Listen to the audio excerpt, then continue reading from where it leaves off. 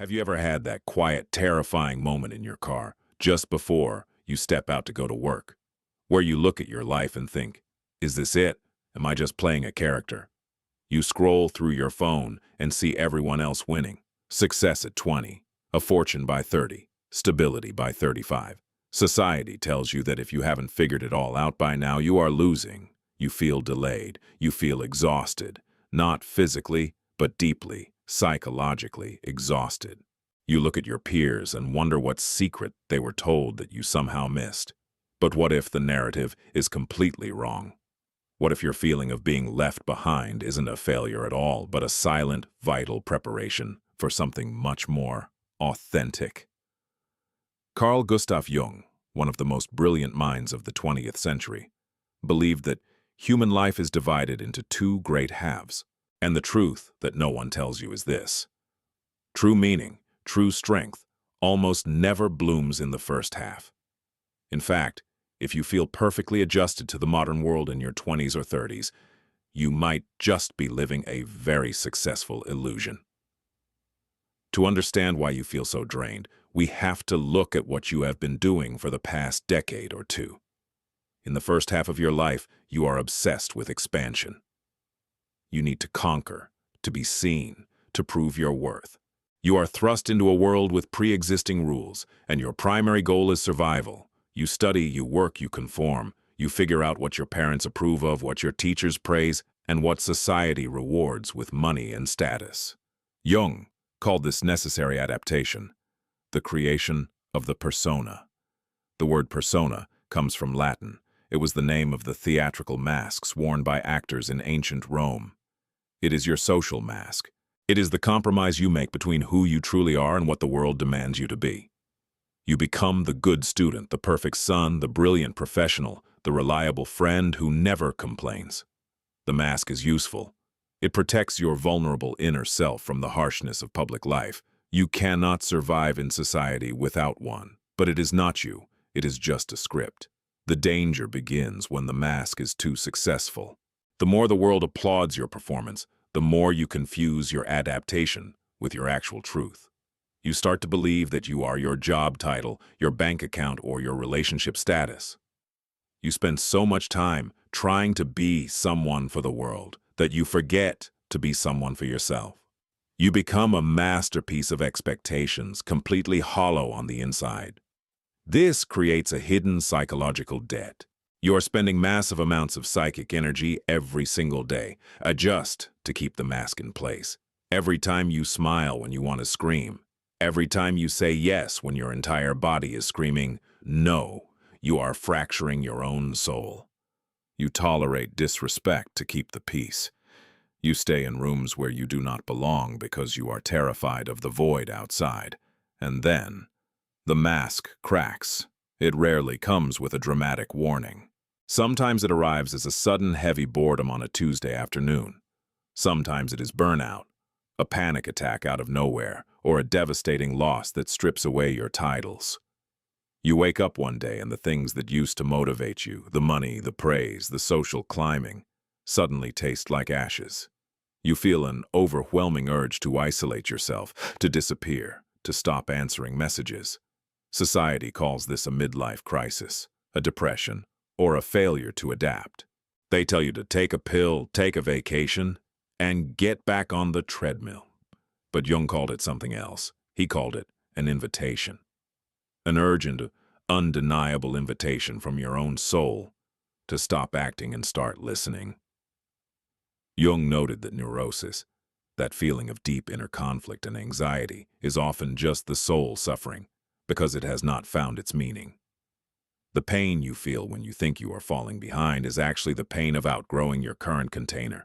The persona is suffocating you, and your psyche is orchestrating a collapse so that you are forced to rebuild.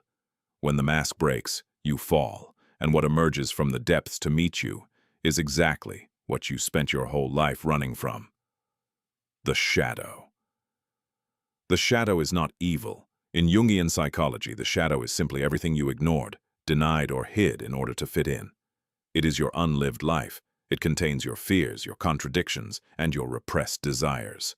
If you built a persona around being endlessly kind and accommodating, your shadow contains your unexpressed anger and your forgotten boundaries. If you built a persona around being purely rational and logical, your shadow holds your desperate need for emotional connection and vulnerability. Everything that didn't fit into the perfect image you built was thrown into the dark basement of your mind. But those discarded pieces of you didn't die. They grew in the dark. They gained autonomy. This is why, when you are exhausted, you sometimes act out of character. You snap at people you love. You self-sabotage. You engage in destructive habits. That is the shadow, demanding to be seen. Most people spend their entire lives terrified of this internal darkness. They double down on the mask. They buy new things, chase new relationships, or find new distractions to avoid looking at the fragmented pieces of themselves. They prefer the comfort of a fake life to the brutal reality of their own depths. But ignoring the shadow is living half a life. Embracing it is the beginning of the most important task you will ever undertake. Jung called this process individuation.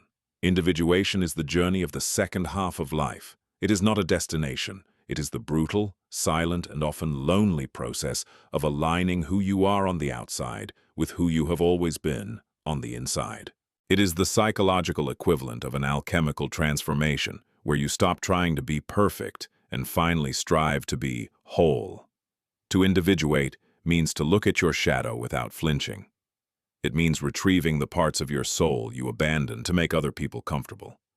It means acknowledging your capacity for cruelty, your deep insecurities, and your hidden grief, and saying, "This, too, is me."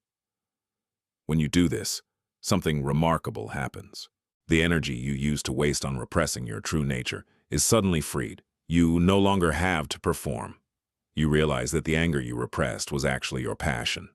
The sadness you avoided was actually your capacity for deep empathy. The oddities you hid out of shame are the exact source of your unique genius. This process cannot be rushed. You cannot hack individuation. You cannot optimize the soul. It requires time, silence, and maturation. This is exactly why you cannot compare your timeline to anyone else's. In nature, the most resilient trees are not the ones that grow the fastest. The fast-growing trees shoot up quickly, seeking the sun, but their wood is soft and their roots are shallow. At the first sign of a violent storm, they snap and fall. The ancient towering trees, the oaks, the redwoods, behave differently. They spend their first years doing almost nothing above ground. To an outside observer, they appear to be delayed. They seem to be failing. But beneath the soil, in total darkness, they are aggressively pushing their roots deep into the bedrock. They are anchoring themselves to the core of the earth. They survive the harshest winters and the most violent storms because their strength was never in their branches. Their strength was always in their depth. If you feel left behind right now, you must consider the possibility that you are not failing. You are taking root. The people you see succeeding so rapidly in their 20s often do so because they have perfectly aligned themselves with the expectations of the crowd. They have mastered the persona. But when the inevitable storms of life hit, when the market crashes, when tragedy strikes, when the applause stops, they have no internal foundation to hold them up. Those who bloom later in life, those who are forced to face their shadows and endure the quiet agony of finding their own path, carry a much more solid foundation. When they finally emerge, they are unbreakable. They no longer live to impress. They no longer act to prove anything to a society that doesn't actually care about them. When you finally build a life from the inside out, the noise of the external world simply stops mattering. You stop needing to win the race because you realize it was a race to nowhere. You step off the track. You begin to walk your own path at your own pace, guided not by the anxiety of falling behind, but by the deep, quiet certainty of your own internal compass. The privilege of a lifetime, Jung said, is to become who you truly are. Not who you were told to be, not who you think you should be, but who you are when all the masks are burned away. You are not delayed. You are maturing. The silence you are experiencing is not empty. It is pregnant with the person you are about to become. Allow the old versions of yourself to die gracefully. Withdraw your energy from the theater of society and invest it into the soil of your own mind. Whoever has strong roots does not fear the storm. They welcome the rain. If the silence of this message resonated with you, subscribe. Leave a comment below saying, "I am taking root." We are building a sanctuary for those who think deeply in a shallow world. Until next time.